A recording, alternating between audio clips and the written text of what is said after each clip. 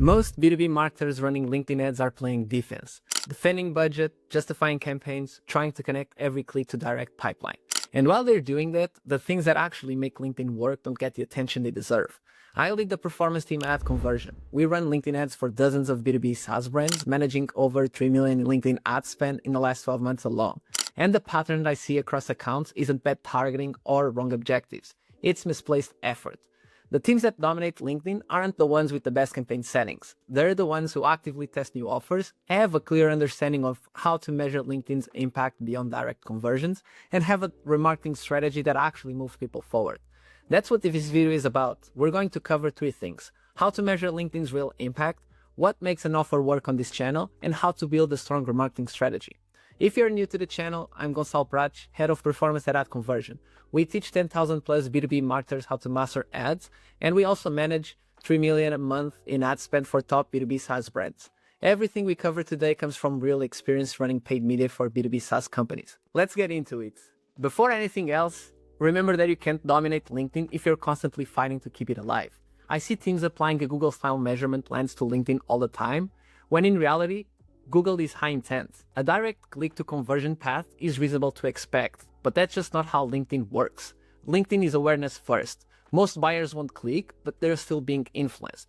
After all, no one goes onto LinkedIn expecting to see X amount of ads clicking through and filling out a form, but that doesn't mean they don't see your ads, they won't resonate with them, and they won't virtually not. 99% of the people who see your ad won't click on it, and that's fine.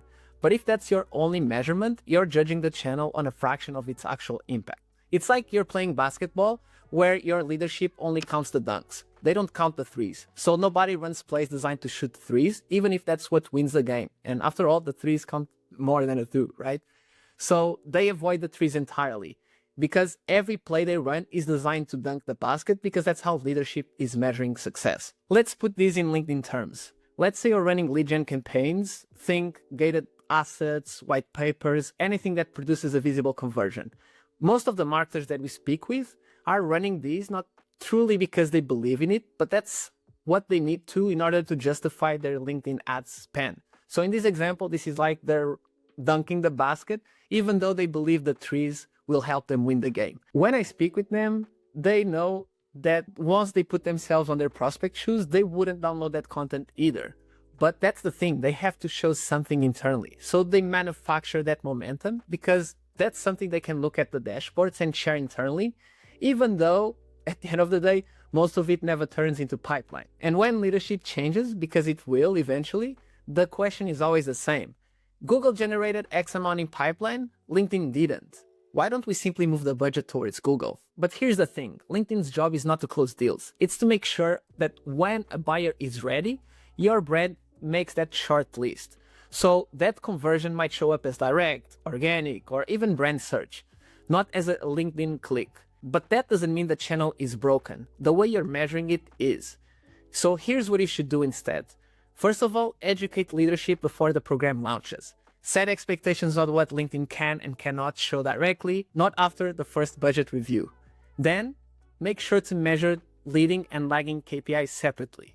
So here's what I mean by leading. Impressions with your target accounts, engagement rate, account penetration, something that you can measure within a few days. And lagging, think pipeline, SQOs, closed revenue. These take one full sales cycle to show. Then build a simple source of truth. You can do something really simple. Just connect LinkedIn ads data and your CRM data in a Looker dashboard, or just pull the exports. You don't need any fancy attribution tools needed.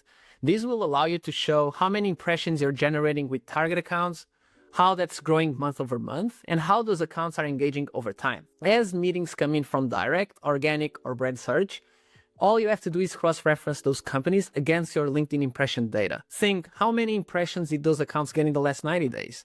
That's your proof point. And then you should also layer in self-reported attribution. For example, the "how did you hear about us" field on every conversion form. When LinkedIn starts showing up in those form submissions, that's direct evidence that whatever you're running on LinkedIn is working. All right, now let's get into the real advice. Most brands measure offer success by lead volume. A webinar that drives 200 leads looks like a win on paper, But when you start chasing those leads and seeing how many of those actually turn into meetings booked, the conversion rate tells a different story. The leads came in cheap because the offer had low perceived effort. It's so easy to sign up nowadays, especially if you're using a lead gen form. But at the same time, it's so easy to ignore it. Most of those people never open the follow-up email. They never show up to the webinar. I can speak from experience. Like, I sign up for webinars a month in advance. When the day comes, I'm too busy, and I don't join. And even if they do show up, they won't end the webinar wanting to speak with sales. And guess what you just built? You've built a glorified database. You didn't build pipeline. And this happens because the offer wasn't built around a deep enough pain point. When the problem you're addressing is broad, people will agree it's important, but they don't feel it urgently. A broad offer gets a virtual nod and cheap signups. A narrow offer that hits a specific felt pain gets the prospects to take action. The way your offer is delivered matters as much as the offer itself. A webinar, for example, is as high effort as it can get, even before the prospect has seen the value. Think about it. When you hear the word webinar, that to me screams like a high commitment, a boring topic. Doesn't really matter if your webinar is that bad. All it matters is how your prospects perceive it. So that's already a problem. But now you're thinking, okay, then what does a good cold traffic offer actually do? That's easy. It makes the prospect feel progress immediately. And progress, by the way, doesn't have to mean something they can apply tomorrow, like a checklist or a template, because clarity is also progress. If a prospect joins our webinar and they start looking at their problem from a different lens, that's progress the way I see it. Moving forward, every time they encounter that same problem again, they'll think about the clarity you just provided them. And they'll think about you as the brand that helped them see it. And that's how cold traffic eventually converts into meetings. Not through nurture flows, but through genuine value that creates a before and after in how they think. So start with the pain point, not the format. Ask yourself, what is the specific felt problem my ICP is frustrated about this week? Not so much what content should we gate. And then the way you deliver your offer has to take into account the time to result expectation that your prospect has. So for example, checklists and templates signal immediate value to your prospects. On the other hand, webinars and guides signal a time investment. So use the format that fits what you're promising. The rule of thumb is don't create something you wouldn't pay for.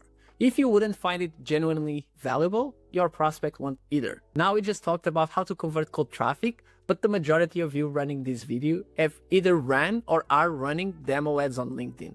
So repackaging your demo is one of the highest leverage moves on LinkedIn if you want to dominate it. And almost nobody is talking about it.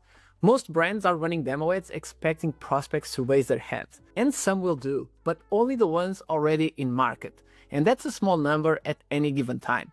Think about the math. If roughly 5% of your audience is actively in market, but only around, let's say 2% of people, and I'm being generous here, click on ads, you're working with a tiny slice of people who will ever convert directly from a demo ad. And that's not a campaign or a channel problem. That's how LinkedIn works. So even if you consider the folks that are in market, when they see the word demo, they run away because that creates a whole lot of friction before the conversation even starts. And it doesn't really matter how good your demo actually is. It's the same as the webinar. The moment they see the words, they predict what's going to happen. 30 minutes, a sales rep, that means a pitch, right? And that prediction, it's almost always right. And incentives have helped overcome this for a while. And some brands are still driving pipeline with them. But when they run the numbers, the opportunity to close one rate is low because a lot of those people weren't ready. They just took the gift card and moved on. And as more brands run the same play, it starts losing its edge. And it kind of already is. So that's why a lot of teams are still running incentivized ads as their default. And that's because they're measuring success by the quantity of meetings booked rather by the quality of the meetings they're booking. And then they wonder why conversion rates are low, when the problem starts even before the meeting takes place. But don't get me wrong, the meeting doesn't have to change. The way you position it really does. Here's a quick example to put this all together. We started working with a client recently, and once we checked their demo page, it was as dull as you can think of. Super boring, they were calling it a demo. And then we asked them for the recordings of the sales calls because we genuinely wanted to see what happened there. And what we saw was mind-blowing. It wasn't a demo the way you think about it at all. It was a life strategy teardown. They revealed blind spots. They even gave the prospect a realistic phase rollout plan they can take regardless of whether they started working with them or not. So the takeaway here is simple. How you position and present your offer matters more than the offer itself. Ask yourself, what does my prospect actually walk away with after the meeting? Name that, not the format. If your team does a life strategy teardown, call it that. If they reveal what's holding the prospect back, sell that. If they leave with a realistic rollout plan, you can promise that.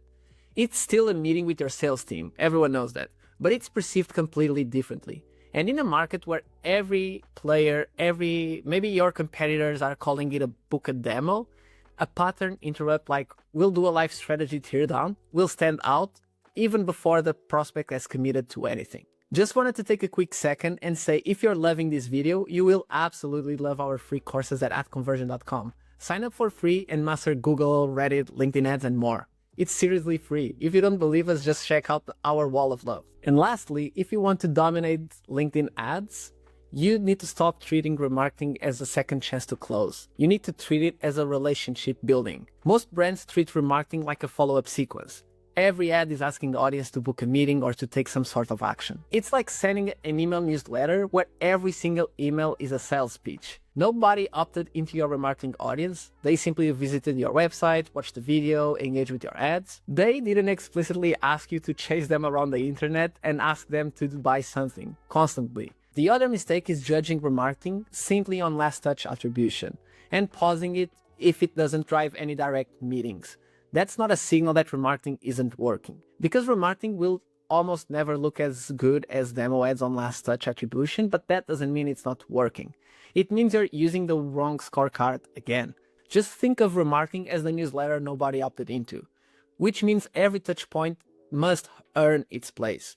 Most prospects won't be ready to buy when they first see your brand, and remarketing is your way of staying present and relevant until they are. So the goal isn't to close people who aren't ready, it's to make sure that once they're ready, you're already the brand they think of. And then a piece of advice, split your remarketing budget between content and offers, roughly 50-50. Half of the time you're adding value, the other half you're asking them to take action.